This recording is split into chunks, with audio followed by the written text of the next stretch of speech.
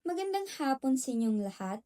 Ako po si Junel Grace Pirasay, Grade 11 News, mula sa Golden State College. Inaanyayahan ko po kayong makinig sa isang alamat ng pag-ibig at sakripisyo, ang kwento ni Daragang Magayon.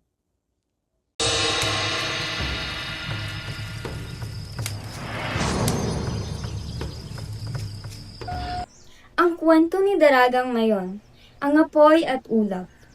Noong panahon ng mga sinaunang bayan, sa paanan ng isang malawak at payapang lambak, may isang dalaga na ang ganda ay pinag-uusapan sa malalayo pang mga lugar. Siya si Daragang Mayon, iha ng pinuno ng kanilang barangay na kilala sa kaniyang kagandahan at kabutihang puso. Madalas maglakad si Mayon sa gilid ng ilog tuwing gabi. Isang gabi, habang nagtatampisaw siya sa malamig na tubig, nadulas siya at halos malunod. Sa kabutihang loob, isang binatang mandirigma ang mabilis na tumulong. Si Ulap, isang manlalakbay na napadpad sa kanilang bayan. Hinugot niya si Mayon mula sa malalim na tubig at dinala sa pampang. Agad na nag-usap ang kanilang mga mata at ang kaniyang puso ay isang himig na hindi na kayang baliwalain.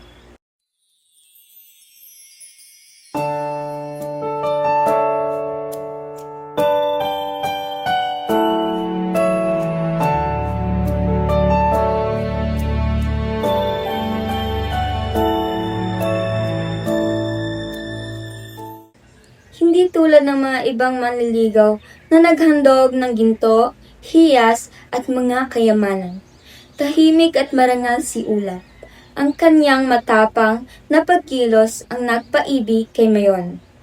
Nagpasya silang ipagtapat ang kanilang pagmamahalan sa ama ni Mayon. Tuwang-tuwa si Datong Makusog nang makita ang sinseridad ni Ulap. Kaya ibinigay niya ang basbas para sa kanilang kasal. Ngunit ang balitang ito ay mabilis na kumalat. Nainggit si Pagtuga, isang makapangyarihang dato na matagal nang nanliligaw kay Mayon. Sa pagkayamot at galit, inatake niya ang kanilang bayan at dinakip si Datong Makusog at ipinag-utos kay Mayon na siya lamang ang magiging asawa ni Pagtuga kung nais niyang makapiling ang kanyang ama. Dahil mahal niya ang kanyang ama, unti-unti siyang napilitang pumayag. Bagaman, ang kanyang puso ay umibig pa rin kay Ulap. Nang matanggap ni Ulap ang balita, dali-dali siyang nagbalik kasama ang kanyang mga kakampi upang iligtas ang ama ni Mayon at harapin si Pagtuga. Sa gitna ng labanan, napagtagumpayan ni Ulap ang lakas ni Pagtuga. Ngunit, hindi inaasahang tinamaan si Mayon ng isang ligaw na palasok habang siya ay papalapit kay Ulap upang yayakapin ang kanyang minamahal.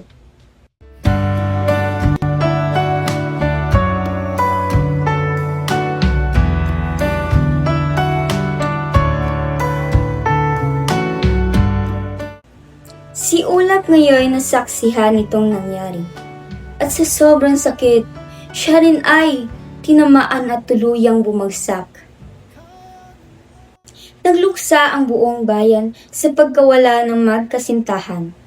Ipinag-utos ni Datong Makusog na sama-samang ilibing sina Mayon at Ulap sa tabi ng ilog kung saan sila unang nagtagpo.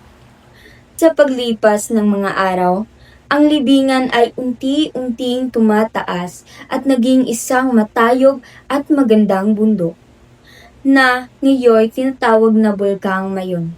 Bilang alaala sa wagas na pag-ibig ng dalaga at ng mandirigma.